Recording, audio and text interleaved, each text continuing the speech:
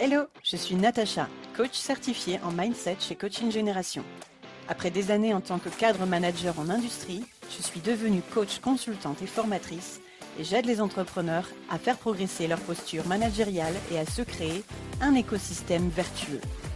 Si vous êtes à la recherche de techniques modernes, d'outils et d'astuces en management, leadership et d'une bonne dose d'énergie, vous êtes au bon endroit. Dans ce podcast, je vous partage tout pour vous inspirer, intégrer de nouvelles pratiques et insuffler une dynamique humaine et authentique dans vos équipes. Alors, installez-vous, c'est parti pour l'épisode du jour. Bonjour à toutes et à tous et bienvenue dans ce nouvel épisode. Je suis ravie de vous retrouver comme à chaque fois, je pense que je le dis tout le temps, mais c'est réel parce que j'ai vraiment à cœur de pouvoir vous partager pas mal d'anecdotes, des outils, des choses, et aujourd'hui je vous avouerai que c'est un épisode particulier parce que quand j'ai pensé à cet épisode, je me suis dit mais pourquoi est-ce que j'y ai pas pensé avant ? Alors je pense que j'avais tout simplement plein de choses à vous dire avant et que aujourd'hui il s'agit vraiment d'agir en fait sur concrètement comment lever les blocages de votre entreprise, comment faire en sorte de savoir, de comprendre là où il se situe. Et j'ai un outil à vous proposer absolument fantastique à ce sujet-là. Aujourd'hui, le constat, c'est qu'effectivement, bon nombre d'entrepreneurs et la majorité des entrepreneurs que j'accompagne, et quand je dis entrepreneurs, c'est responsable, c'est-à-dire ce sont également les managers et les cadres dirigeants des entreprises, ils pensent que leurs difficultés viennent souvent d'un manque de stratégie ou d'organisation. Ce qui veut dire qu'on vient me chercher sur des outils d'organisation, de gestion du temps, des outils process. Alors, il se peut effectivement que ces sujets-là arrivent sur la table à un moment donné. Mais pourtant, dans la majorité des cas, le blocage se situe à un niveau un peu plus profond, dans lequel on est un peu plus inconfortable d'aller d'ailleurs, et du coup, il s'agit bien ici de clarifier toutes les notions autour de la vision, les croyances, les biais cognitifs d'êtres humains que nous sommes sur nos entreprises, d'accord ? Et également la notion de posture du dirigeant, entre autres du responsable. Donc dans cet épisode, ce que je vais vous proposer, c'est d'aller au niveau réel du problème de votre entreprise. Et déjà, c'est de comprendre comment l'identifier. Dans un deuxième temps, vous allez comprendre pourquoi certaines solutions ne fonctionnent pas. En fait, vous pouvez faire ce que vous voulez, ça ne fonctionnera pas. Ou en tout cas, ce sera de l'apparat, ce sera de la superficialité. Je ne vais pas dire le contraire, certaines entreprises s'en satisfont aujourd'hui, d'accord ? Mais l'objectif de cet épisode, c'est de vous expliquer comment utiliser, et on y va, les niveaux logiques de Robert Dilts pour débloquer une situation. Donc, je vais vous expliquer à quoi ça correspond. Ce qui veut dire qu'à la fin de cet épisode, vous aurez entre les mains cette grille de lecture simple pour analyser un problème et du coup, une méthode pour agir au bon endroit.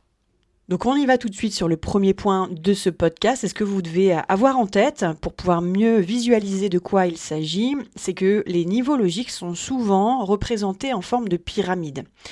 La pyramide correspond notamment à ce qu'on connaît plus communément, c'est-à-dire la pyramide de Maslow. Vous savez, la pyramide des besoins de l'être humain, qui est plutôt connue au niveau des entreprises. Et du coup, et puis même du développement personnel, j'ai envie de dire... Mais du coup, là, ici, moi, ce que j'ai envie de vous présenter et de vous donner comme information en introduction, c'est qu'il ne faut pas, justement, considérer cette représentation sous forme de pyramide.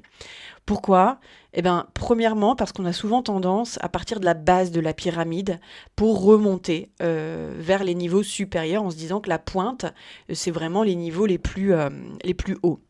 Or, ce que je vais vous dire là, c'est que je vais vous présenter effectivement les niveaux logiques de Robert Dilts en partant de cette fameuse base de pyramide, mais que la façon dont il faut l'entendre et le comprendre, in fine, et j'ai bien dit in fine, mais ça on le sait que quand on a atteint le 6e niveau, c'est que le vrai sens pour prendre vraiment la toute-puissance de cet outil-là, c'est de démarrer de la pointe du haut.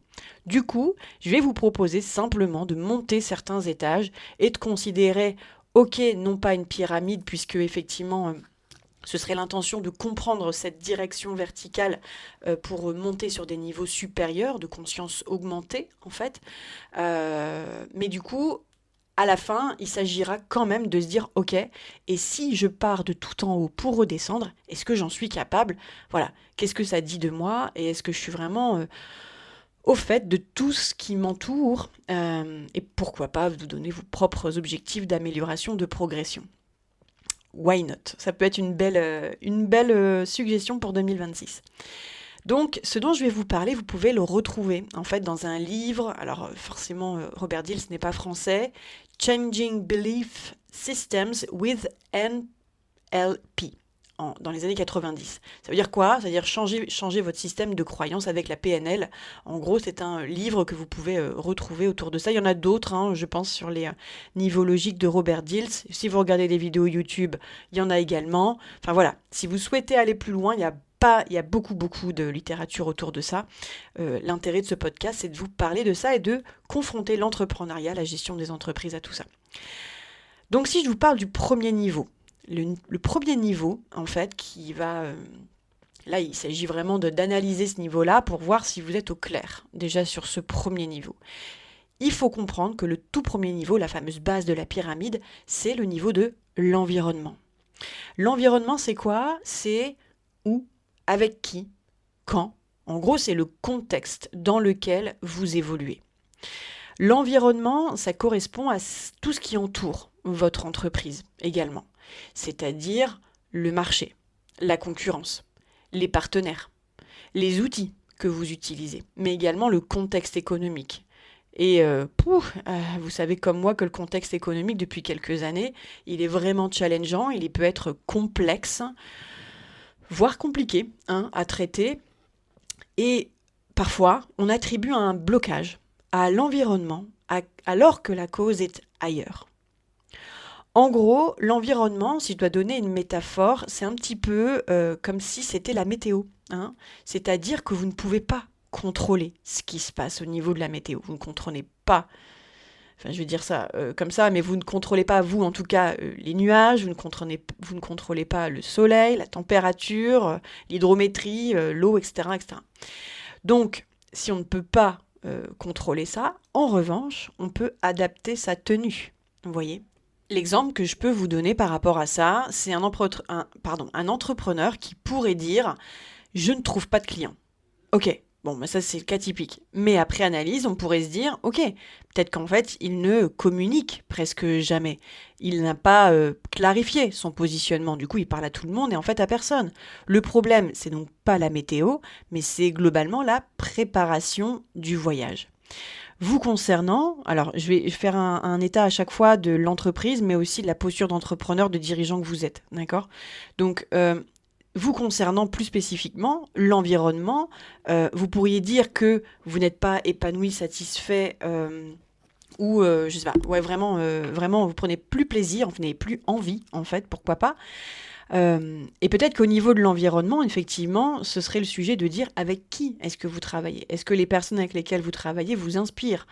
Où est-ce que vous travaillez? En fonction de si vous travaillez en télétravail chez vous, si vous êtes dans un lieu qui ne vous convient finalement pas, l'environnement, le matériel, enfin tout ce qui vous entoure, c'est possible que ce soit à ce niveau-là, mais souvent, ce n'est pas exactement, en tout cas quand la première pensée est que c'est l'environnement qui pose problème, je vous invite à suivre cet épisode et de venir comprendre qu'à un moment donné, non, ce n'est pas que ça, il y a autre chose qui se joue et croyez-moi s'il vous plaît, il y a vraiment autre chose qui se joue dans la majorité des cas.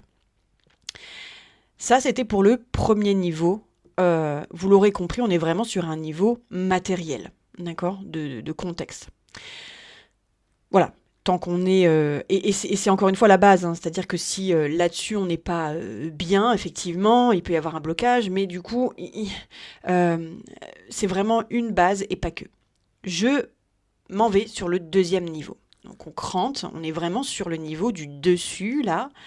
On est sur le niveau des comportements. Le niveau des comportements de Robert Dills, qu'est-ce que ça dit? En gros, c'est tout ce que vous faites ou... j'ai envie de dire, ne faites pas. On est vraiment sur du comportement. Je suis dans le faire. Je suis pas dans l'être, d'accord? Les comportements, du coup, ça correspond à quoi? Ça correspond à toutes les actions que vous mettez en place au quotidien. Ça correspond à toutes vos décisions, ça correspond aussi à vos habitudes de travail. Donc si on reprend le cas du manque de résultats qu'on a pris juste avant, eh bien parfois ce manque de résultats vient simplement, j'ai envie de dire, peut-être d'un manque de constance.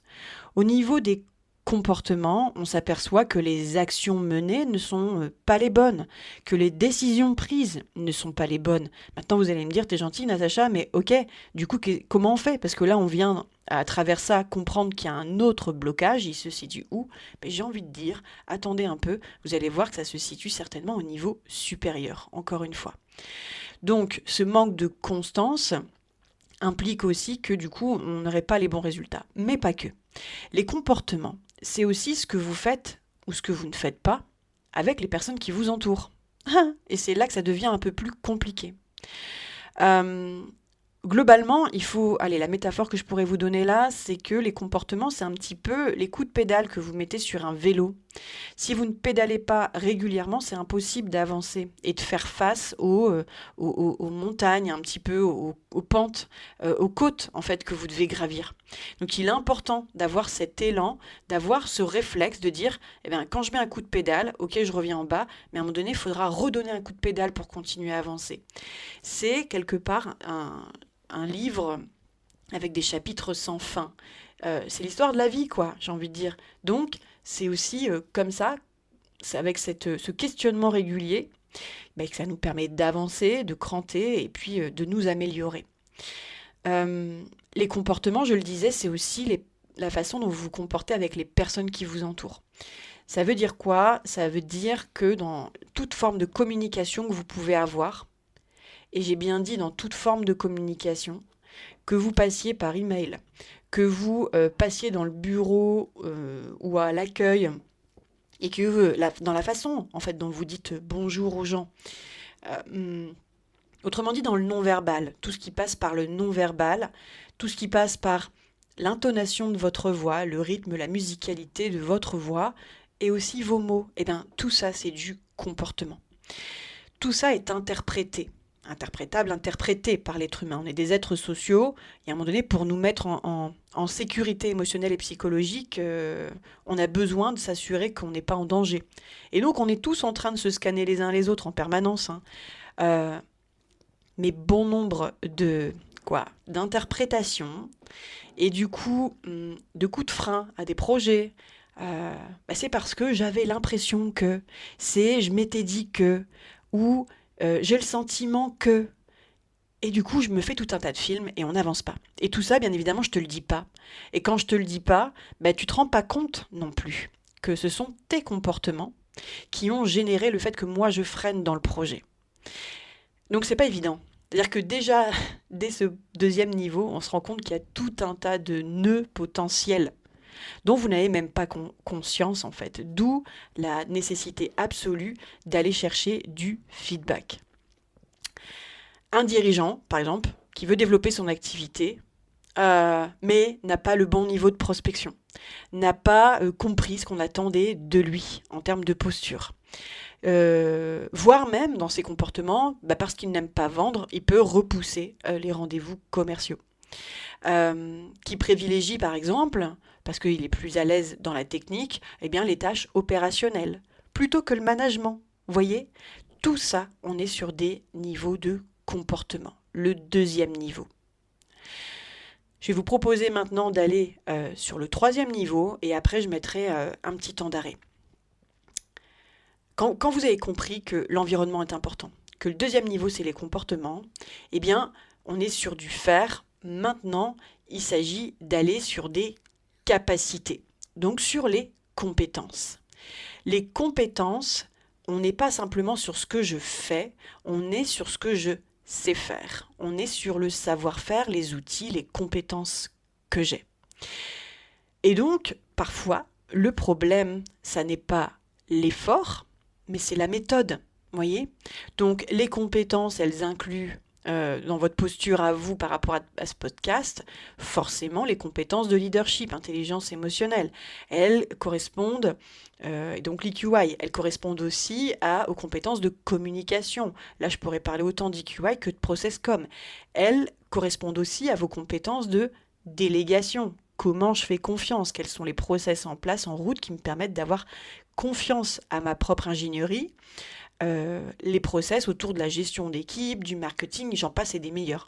Bref, il y a tout un tas de compétences qui peuvent être vraiment mis sous le giron de il peut y avoir un problème et comment je le lève, ce problème, comment je le soulève, comment je le lève, comment je le traite. C'est un petit peu... Là, on est sur le niveau de la boîte à outils. Alors, je pourrais faire correspondre une métaphore et puis un symbole, finalement, à chaque niveau de Robert Dills. Quand vous avez une boîte à outils, si vous voulez, par exemple, réparer le moteur de votre voiture, alors on va direct sur des trucs compliqués, hein, mais une boîte, c'est compliqué. Donc, voilà. Et si je sors un marteau, ben, je vais vite être limité, en fait, si je veux pouvoir aller du côté de mon moteur. Donc, il va falloir trouver des choses qui sont plus simples. Et la plupart du temps, effectivement, on veut réparer sa boîte avec un marteau, alors qu'il y a nécessité d'aller sur des choses un peu plus fines, en fait. L'exemple que je pourrais donner, étant donné qu'on a parlé de ça récemment dans les derniers podcasts, la motivation. Un manager qui veut motiver son équipe, mais qui ne sait pas comment s'y prendre, qui ne sait pas comment faire, qui ne sait pas, par exemple, donner du feedback ou des signes de reconnaissance au bon niveau, adapter son discours selon les personnalités. C'est vraiment le thème de notre podcast ici. Qui ne sait pas que les outils même existent. ProcessCom, EQI, intelligence émotionnelle, eh bien, ils doivent être appris pour pouvoir être au bon niveau. Donc en fait, et c'est là que je vais pouvoir commencer à faire un point d'arrêt, vous pouvez avoir le bon environnement. Vous pouvez avoir toutes les bonnes intentions du monde et croire que vous avez le bon comportement.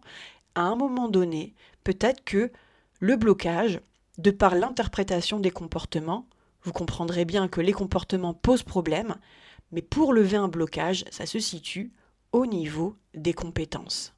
Il y a des choses qui doivent être apprises pour pouvoir être comprises, pour pouvoir être mises en application, en fait. Donc, quand on regarde du côté des niveaux logiques de Robert Dills, eh bien là, on s'aperçoit que quand on pense le problème au niveau des comportements, et c'est là que la magie commence à opérer, le sujet de la pyramide de Robert Dills, en tout cas des niveaux logiques de Robert Dills, c'est comme ça qu'il faut les nommer, eh bien, le nœud se dénoue grâce au niveau du dessus ou du dessous. Je l'ai dit, je le répète. Le problème se dénouera à partir du moment où vous prendrez le problème et sa solution au niveau du dessus ou du dessous. Dit autrement, par rapport à ces 3 premiers niveaux, je viens de vous expliquer que quand le sujet est une problématique autour des comportements, des interprétations, du relationnel, de l'humain, d'accord ? Eh bien, soit, effectivement, c'est un problème de compétence, et à ce moment-là, il faut agir sur la formation, l'accompagnement des personnes, d'accord ? Ou parfois, il s'agit de l'environnement. C'est-à-dire que quand la problématique est autour des comportements, je m'aperçois que mes équipes sont beaucoup trop souvent en télétravail, ne se parlent pas, ne se voient pas, et qu'au niveau de l'environnement, il s'agirait peut-être de retravailler ma politique de télétravail, bien évidemment en discutant avec tout le monde, ou alors de créer des événements de team building un peu plus réguliers, de créer de l'ambiance, de créer des formes de réunion où il y a plus de transversalité, où les gens seraient amenés à se côtoyer, se parler un peu plus. Bref, il y a tout un tas d'actions autour de l'environnement, vous l'aurez compris, qui peut dénouer des situations. Et ça, vous l'avez entre vos mains, en fait. C'est ça qui est formidable avec cet outil, je vous dis, pourquoi j'y ai pas pensé avant. Mais il existe en même temps tellement de choses que, voilà, là, il s'agit vraiment de vous apporter de la matière au fur et à mesure. Donc je suis ravie maintenant de pouvoir continuer les 3 derniers niveaux pour vous expliquer de quoi il en retourne par la suite et c'est quoi cette fameuse pointe autour des niveaux logiques. Le 4e niveau, donc je répète, le premier c'est l'environnement, le 2e ce sont les comportements, le 3e ce sont les capacités, les compétences. Et bien le 4e niveau, c'est le niveau qui concerne les croyances. Les croyances, alors l'environnement c'est avec qui, où, quand, d'accord ? Les comportements c'est ce que je fais, les compétences, les capacités c'est ce que je sais, d'accord? Eh bien, les croyances, c'est ce que je pense, en fait. C'est souvent aussi ici que se trouvent les vrais blocages, je vais pas vous mentir. Pourquoi? Eh bien, parce qu'on se raconte beaucoup d'histoires dans notre tête, hein, et les histoires qu'on se raconte, on en fait des vérités. L'exemple de croyance qu'on appelle limitante dans nos métiers, c'est par exemple: je ne suis pas fait pour vendre. Ok. En fait, si je me répète ça, je vais avoir du mal à aller développer ma boîte. Parce que si je me dis que je ne sais pas vendre, alors on va dire, ok, c'est un problème de compétence, potentiellement c'est peut-être même un problème de comportement parce que j'ai pas la bonne posture, mais véritablement, pour de vrai, non, non, non, c'est juste que je me raconte des histoires. Et tout ça, ça s'apprend. Alors vous comprendrez bien que ça s'apprend, bah ouais, c'est le niveau du dessous, c'est les compétences. Mais du coup, qu'est-ce qui fait que je me dis que je ne sais pas vendre? Bah, peut-être que ça remonte peut-être de loin, mais je me suis prouvé à maintes et maintes reprises que je ne savais pas, en tout cas j'avais pas envie, et ça c'est le niveau du dessus encore. Donc je me dis ça, et forcément ça me limite. Autre exemple, alors ça je l'ai souvent, personne ne sait faire aussi bien que moi. Donc, la fameuse phrase de on n'est jamais aussi bien servi que par soi-même, toi-même tu sais, donc je le fais à leur place. Ben ouais. Si j'ai une problématique autour de ce que je crois des autres, eh bien forcément je vais dire que je suis le seul à pouvoir réaliser cette tâche. Donc en fait je vais me mettre vraiment la rate au courbouillon, je vais reprendre du travail chez moi, pour moi, et puis je vais vraiment me mettre mal. Autre exemple, si je délègue, je perds le contrôle. Si je perds le contrôle, ils feront n'importe quoi, les résultats ne seront pas au rendez-vous, et en effet cascade, la boîte, elle peut littéralement fermer. Enfin, on peut aller jusque-là. Et vous voyez bien que toutes les histoires, enfin méfiez-vous en fait, des histoires que vous vous racontez. Les croyances, alors en dessous, j'étais sur la boîte à outils. La métaphore que je pourrais vous donner là, c'est que les croyances, c'est les lunettes hein, à travers lesquelles vous regardez votre monde. On parle aussi de lunettes en processcom pour chacune des personnalités. Et chaque personnalité en processcom a ses propres lunettes. Donc en fait, on a tous des lunettes. C'est normal qui colorent notre monde. Par contre, en fonction de la teinte de ces lunettes, la perception de mon monde est teintée. Et m'appartient uniquement moi. Et quand vous comprenez que chaque personne en face de vous a des lunettes teintées différentes, il est normal que les croyances des uns ne soient pas les croyances des autres. Et par exemple, un entrepreneur qui refuse de déléguer, parce qu'il croit qu'un bon dirigeant, c'est quelqu'un qui contrôle tout, résultat, la croissance, elle peut être rapidement bloquée et on ne se rend pas compte que ça vient de là, en fait, hein, de cette surcharge-là, qui est inhérente à des notions de croyance. Le 5e niveau maintenant. Donc en gros, comment est-ce que j'agis maintenant sur la croyance? C'est soit sur effectivement les notions de compétences en dessous, soit sur le 5e niveau, qui est celui de l'identité. Alors, le niveau de l'identité, c'est aussi le niveau de la vision.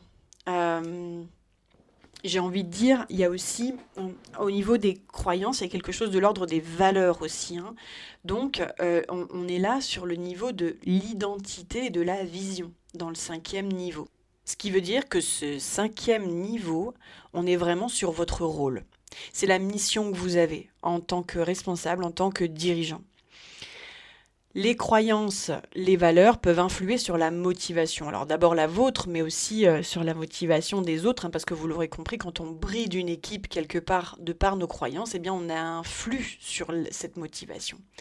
Donc là, sur le 5e niveau, on est sur le rôle on est vraiment sur votre rôle, et donc sur le niveau de l'identité. C'est qui je suis dans la mission qui est la mienne. Et c'est l'un des niveaux les plus profonds. En fait, plus on monte, plus on va en profondeur sur les questions existentielles. Hein. On va pas se cacher derrière ça, c'est une réalité. Mais c'est également ce sur quoi je travaille en profondeur. Mon intention à moi, c'est pas de travailler, enfin moi, si on me demande de travailler en superficialité, j'y vais pas. Donc voilà, une entreprise qui n'a pas envie de voir, eh bien elle ne verra pas, c'est pas grave, mais du coup ça veut dire qu'elle perdurera avec ses problèmes. Ça m'est déjà arrivé, hein, je pourrais vous en parler, ça m'est déjà arrivé, enfin j'ai envie de dire c'est pas grave. En tout cas, les problèmes avec lesquels elle restera avec un petit moment.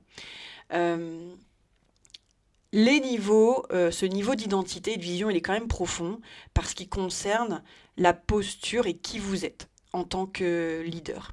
Il concerne aussi l'identité, si je transpose à votre entreprise, la mission en fait de votre entreprise, la vision en fait, quelque part le slogan de votre entreprise et du coup la façon dont vous avez envie d'avoir de l'impact en fait, sur votre environnement, sur votre marché, et pourquoi pas sur des missions vraiment plus grandes que vous. On va le voir après, c'est connecté au dernier niveau, à quoi vous contribuez dans ce monde en 2026. Hein.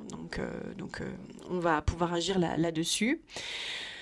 Quand l'identité n'est pas claire, globalement, l'entreprise manque de direction.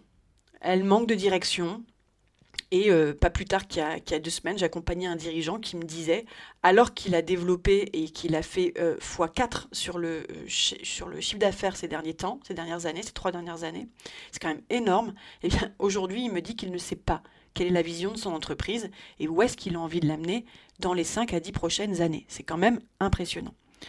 Mais c'est une réalité, en fait. Du coup, ce qui se passe, c'est que quand on n'est pas au clair avec cette identité, eh bien, on peut se perdre. Là, la métaphore, je pourrais donner la métaphore du bateau. D'accord ? La métaphore du bateau, la vision, c'est donner le cap du bateau. Sans cap, même avec un moteur ultra puissant, en fait, vous pouvez tourner en rond. Et la vraie question, c'est quelle destination est la mienne, hein ? Quelle destination est la mienne dans ma posture ? Qu'est-ce que moi, à quoi j'aspire en fait, ce vers quoi je tends, c'est quoi? Et puis mon entreprise, c'est pareil. Donc un dirigeant qui dit je ne sais pas pourquoi j'ai créé cette entreprise, je ne sais pas où je vais, eh bien souvent la notion de motivation, d'énergie disparaissent à ce moment-là.